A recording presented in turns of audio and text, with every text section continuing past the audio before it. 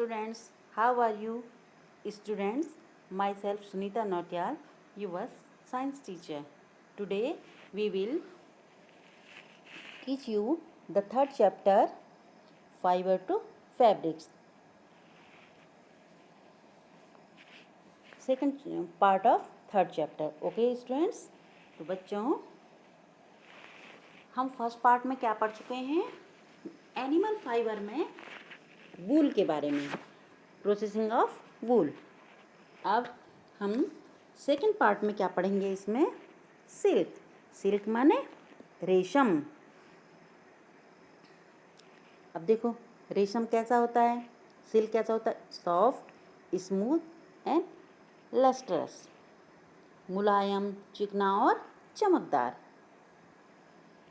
Rearing of silkworm from obtaining silk is called sericulture या और silk farming.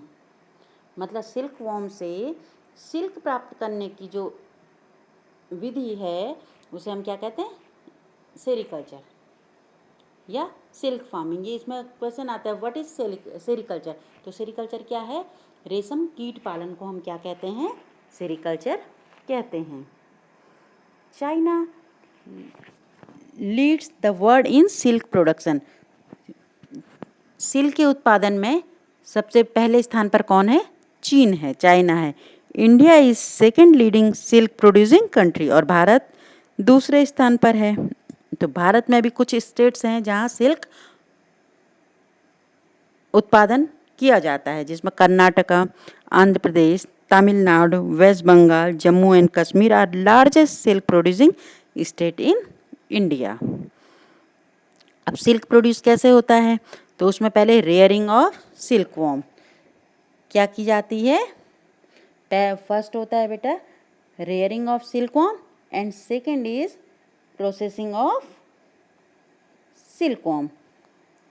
Okay, तो अब आपको समझना है कि ये रेयरिंग ऑफ सिल्कवॉर्म क्या है और प्रोसेसिंग ऑफ सिल्क क्या है, इसमें आपको समझना है। तो आपको रेयरिंग का मीनिंग क्या है? अब रेयरिंग का मीनिंग है मतलब पालन पोषण। समझो हम कह ले पालन करना, कि हम जो सिल्क वॉर्म है उसकी रेयरिंग कैसे करते हैं, उसका पालन कैसे करते हैं, कैसे पालते हैं, और उसके बाद वो जो हमको सिल्क कैसे प्राप्त होता है, उसकी प्रोसेसिंग कैसे होती है। आपको फिगर में मोथ दिख रहा है, कोकून दिख रहा है, फिर उससे सिल्क की एक साड़ी दिख रही है। तो कैसे हमको मोथ से सिल्क वॉर्म से रेशम प्राप्त हुआ? सिल्क मोथ से कोकून मिला और उससे हमने कोकून से क्या मिला? हमें सिल्क मिला। ओके बच्चों, तो ये एक साइकिल है। देखिए ये मोथ है, इस मोथ भी टू टाइप्स हैं, इसमें एक फीमेल होगा एक मेल होगा, मतलब एक नर मोथ एक मादा। फिर जो फीमेल मोथ होगा ये एग्स देगा, उससे क्या बनेगा? एग से क्या बना? Caterpillar, larva. जो एक कैटरपिलर है, जो थर्ड पिक्चर है, वही उसी से क्या बनता है? प्यूपा। और प्यूपा के बाद क्या बना? उससे प्यूपा से रेशम का फाइबर निकला। तो जो कैटरपिलर है इसको हम क्या कह सकते हैं? सिल्कवॉर्म कहेंगे। ये हो गया moth, egg, silkworm and pupa. अब life cycle of silk moth. Silk moth की लाइफ साइकिल क्या है? Silk moth lays hundreds of egg at a time. जो रेशम का कीड़ा है, जो तितली जैसा है, वो एक बार में सैकड़ों अंडे देता है। Eggs are stored and sold to fibre. इन एग्स को स्टोर किया जाता है, इन अंडों को स्टोर किया जाता है और उसके बाद फार्मर्स को, जो किसान रेशम का कीड़े का उत्पादन करते हैं, उनको बेचा जाता है। Farmer keeps egg in suitable temperature and humidity. जो किसान होते हैं वो इन एग्स को सुटेबल टेम्परेचर में, अच्छे तापमान में और ह्यूमिडिटी में रखते हैं, आर्द्रता में रखते हैं। When new leaves will appear in mulberry tree, eggs are heated.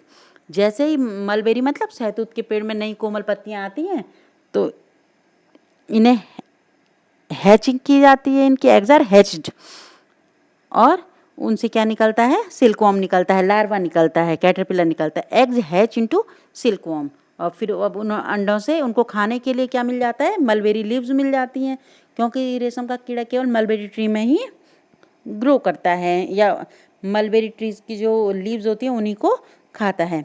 Caterpillar या silkworm will feed day and night on mulberry leaves.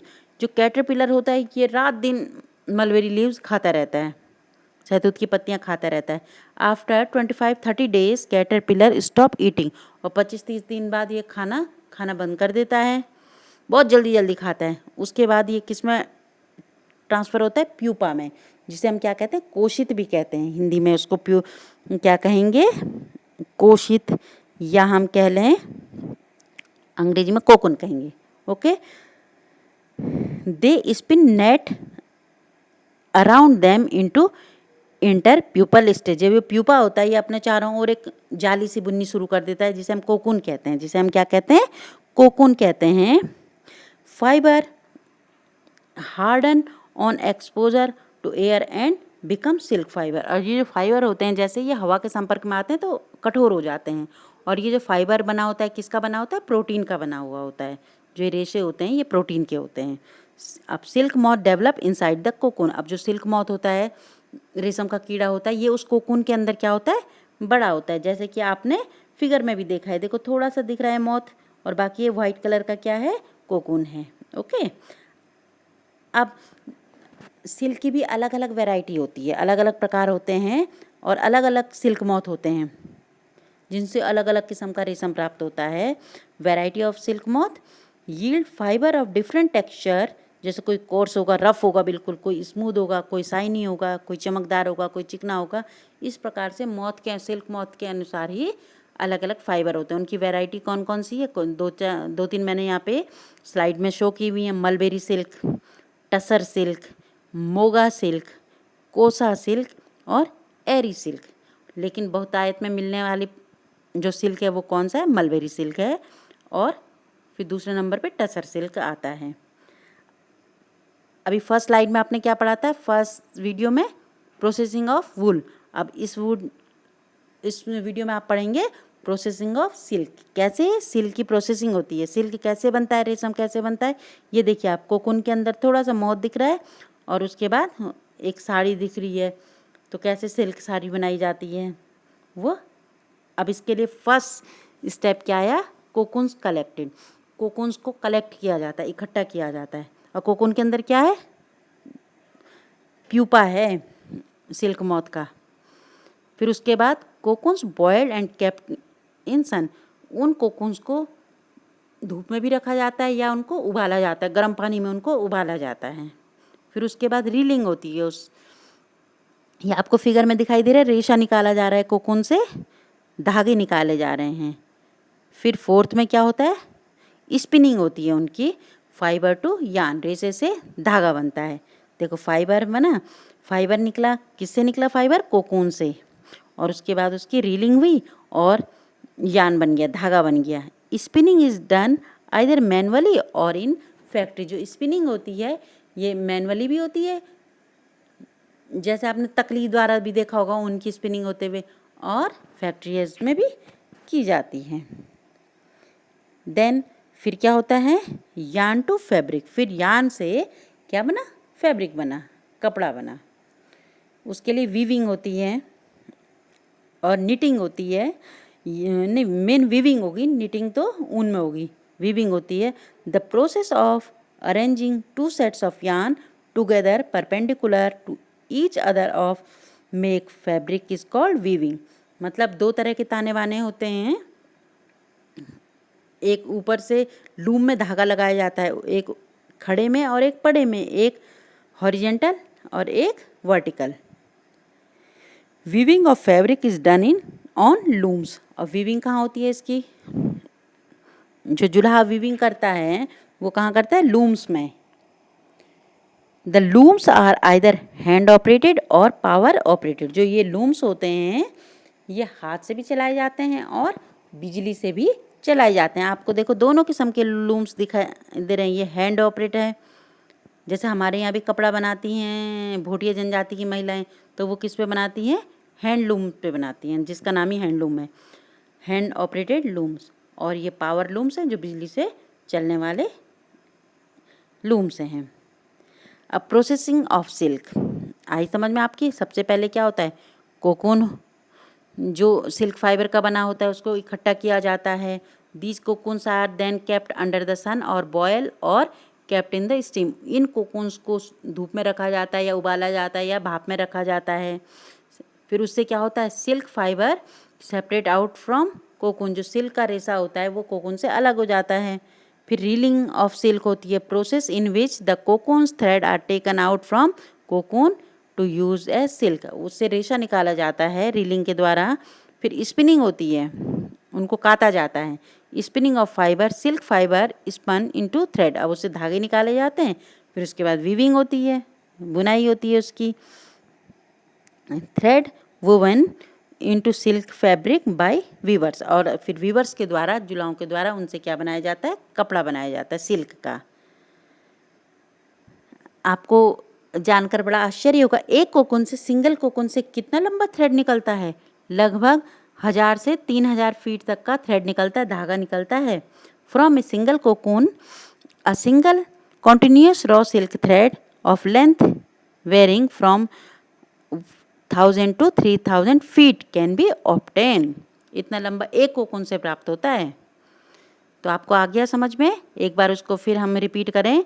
Cocoon, cocoon से कोकून की रीलिंग हुई, उससे क्या निकला? फाइबर।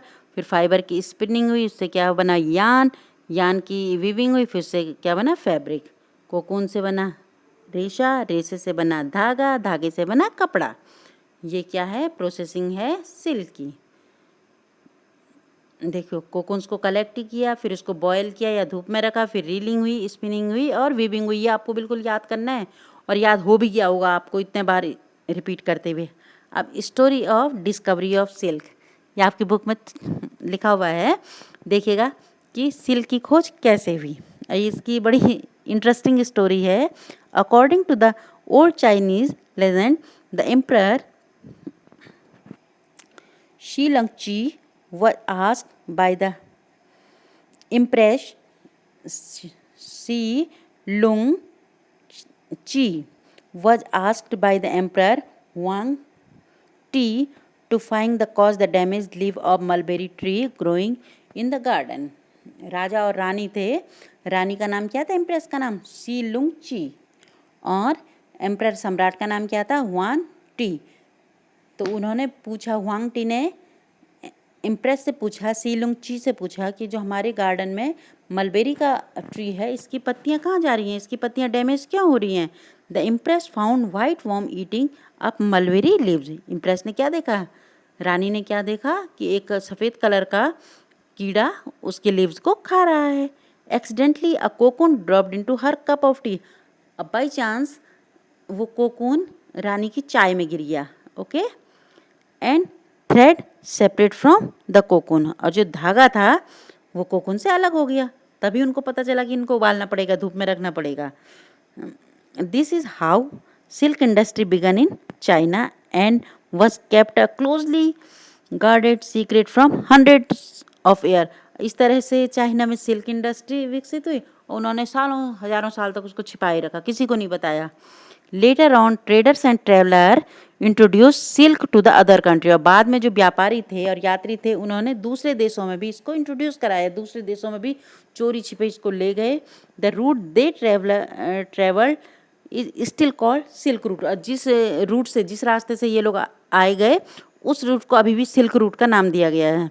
ये देखो, ये रेड कलर का दिख रहा है इंडिया में, और पर्शिया में, अरबिया में, यूरोप में।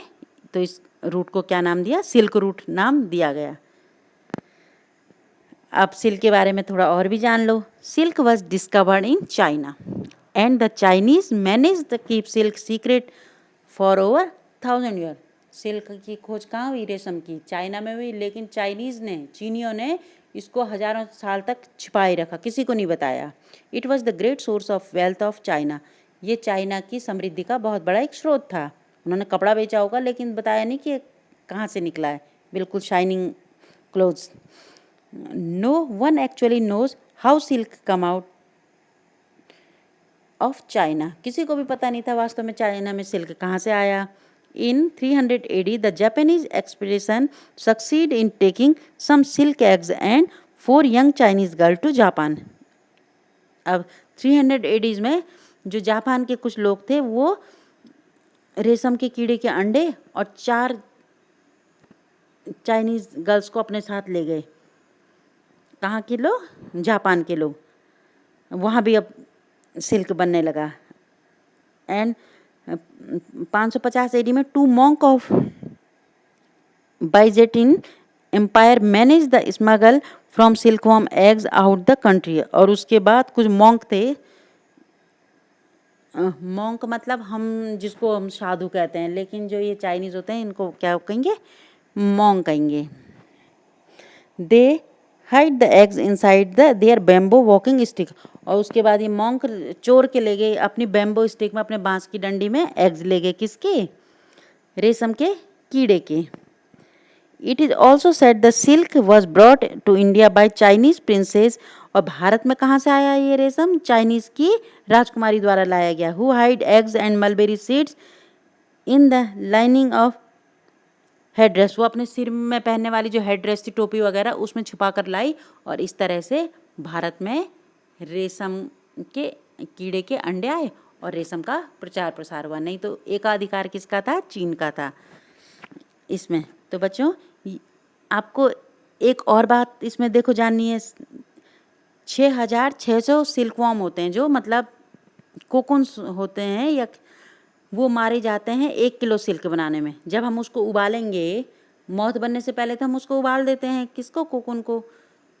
जो फार्मर होते हैं तो वो तो मर जाएगा। तो कितने? 6600 सिल्कवॉर्म मरते हैं 1 किलो रेशम बनाने में। कितने सिल्क की मौत होती है। तो बच्चों ये आपका चैप्टर समाप्त होता है और आपने अब इस चैप्टर के एक्सरसाइज को करना है। तो बच्चों आया आपको ये पार्ट समझ में? कैसा लगा? Okay bye.